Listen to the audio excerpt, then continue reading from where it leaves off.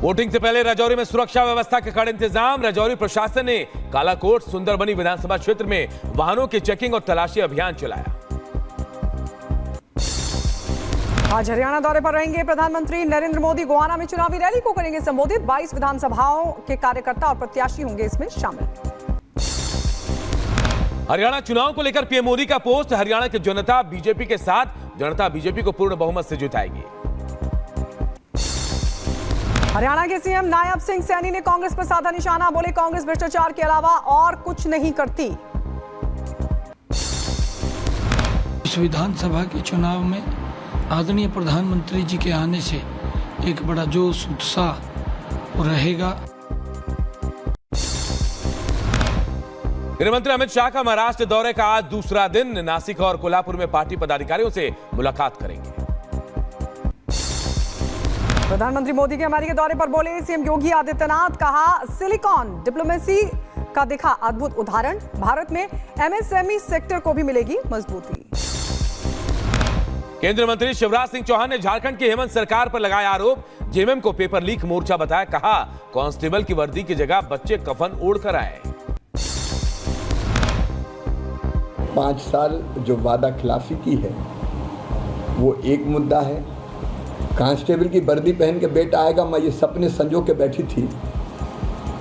Constable की वर्दी नहीं मिली, कफन ओढ़ के आए बच्चे। उधर बीजेपी सांसद सीपी जोशी ने लोकसभा अध्यक्ष ओम बिरला को लिखा खत। राहुल गांधी का पासपोर्ट रद्द करने की उठाई मांग। राहुल गांधी के आचरण पर उठाए सवाल भी। भारत में इस प्रकार की आज़ादी है, वो भारत देश है। तो ऐसे में भारत को नीचा दिखाना, सनातन को गाली देना, ये अधिकार राहुल गांधी जी देश की जनता ने आपको नहीं दिया। जेडीयू नेता केसी त्यागी ने कंगना के बयान को बताया किसानों का अपमान। बीजेपी से की कार्रवाई की मांग।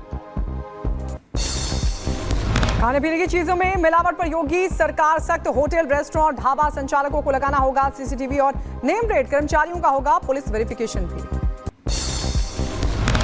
मौलाना तौकीर रजा के भड़काऊ बयान पर गरमाया माहौल। विश्व हिंदू परिषद ने बोला हमला का मुस्लिम समाज तौकीर रजा से रहे सावधान। सरकार से सख्त कार्रवाई की मांग की गई।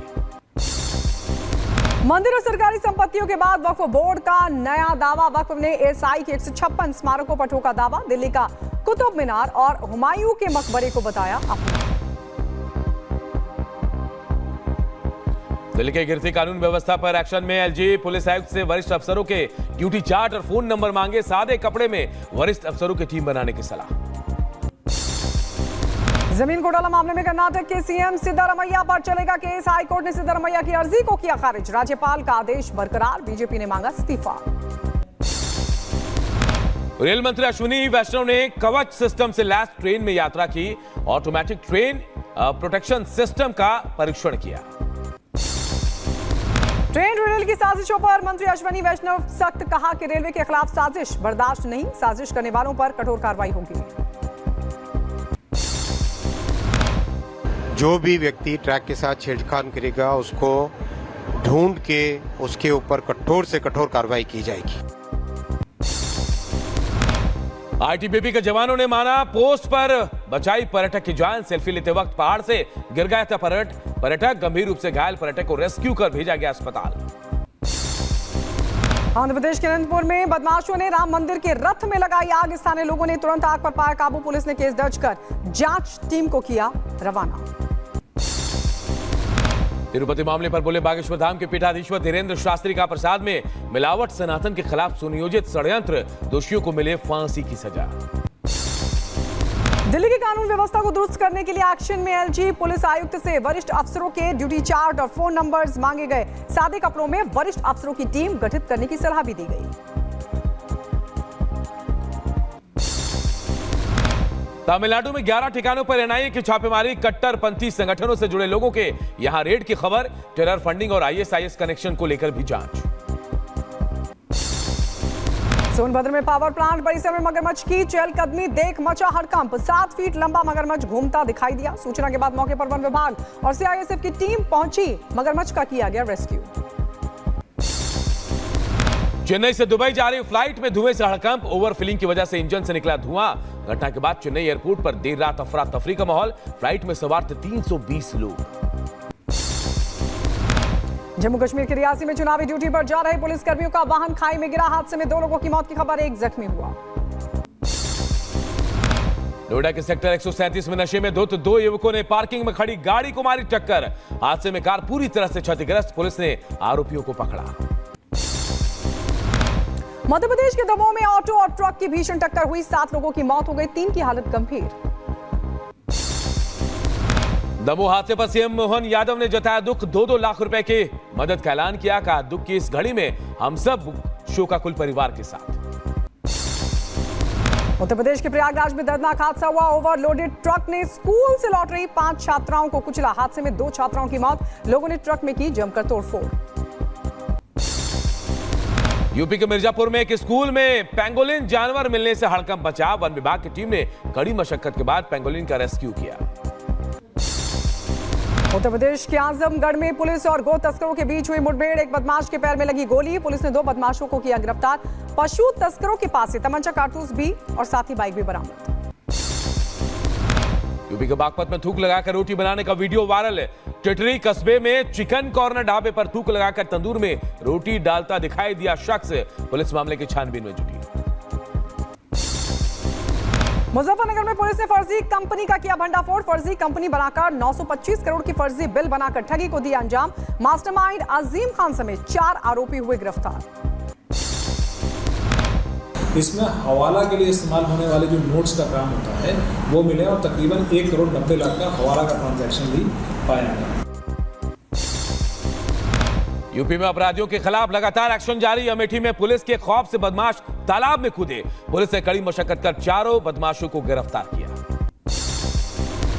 दिल्ली के शकरपुर इलाके में महिला किराएदार के बाथरूम और बेडरूम में खुफिया कैमरा लगाने का हुआ खुलासा। मकान मालिक का बेटा हुआ गिरफ्तार। वीडियो स्टोर करने में इस्तेमाल 2 लैपटॉप भी बरामद। राजस्थान के सिरोही में हैरान करने वाली खबर आई सामने। सीजीएम कोर्ट ने सिरोही जिला कलेक्टर की गाड़ी को कुर्क करने का आदेश दिया। मुख्यमंत्री आवास योजना के तहत पैसा जमा करने के बाद भी फ्लैट या पैसा नहीं मिलने पर कोर्ट ने आदेश दिया है। गाजियाबाद में दिन दहाड़े चेन स्नैचिंग का मामला सामने। महिला से गेट पर बात करते हुए युवक ने लूटी सोने की चेन। स्कूटी से पहुंचे थे लुटेरे। चेन लूट की वारदात सीसीटीवी में हुई कैद। बुलंदशहर में पुलिस ने एक बार फिर फर्जी आईपीएस को गिरफ्तार किया। आरोपी शफीक आईपीएस बनकर लोगों को फोन कर ऐंठता था रुपए। आरोपी के पास से फर्जी आई कार्ड और दूसरे कागजात बरामद। रायबरेली पुलिस ने 4 शातिर बदमाशों को धर दबोचा। एक शख्स को किडनैप कर अरबों की जमीन हथियाना चाह रहे थे। आरोपियों से सोने चांदी के आभूषण समेत एक कार हुई बरामद। लेबनान पर कहर बनकर टूट रहा इजराइल। इजरायली सेना ने देर रात बेरूत के दक्षिणी शहरों में किए हवाई हमले। हिजबुल्लाह पर इजराइल के ताबड़तोड़ हमले लगातार जारी। 24 घंटे में 600 ठिकानों को बनाया अपना निशाना। लेबनान में इजराइल की स्ट्राइक में अब तक 558 की मौत, 1800 से ज्यादा लोग हुए जख्मी। इजराइल के भीषण हमले के बाद दक्षिणी लेबनान से हजारों लोग जान बचाकर भाग रहे हैं। इजरायली हमले के डर से घरों को छोड़ने को मजबूर लोग। स्ट्राइक के बीच लेबनान को नेतन्याहू का संदेश। लेबनानी लोगों से शांति की अपील और हिजबुल्लाह के खिलाफ कार्रवाई को ठहराया जायज। कहा जिस घर में मिलेगा रॉकेट वो घर नहीं बचेगा। रूस ने युद्ध के बीच यूक्रेन की सेना का दावा। वोवोचंस्क शहर में एक एग्रीगेट प्लांट पर फिर से कब्जा किया। यूक्रेन पर रूस के हमले लगातार तेज। खार्किव की एक आवासीय इमारत पर रूस ने ग्लाइड बम से किया हमला। हमले में 3 लोगों की मौत की खबर, 28 से ज्यादा लोग हुए जख्मी।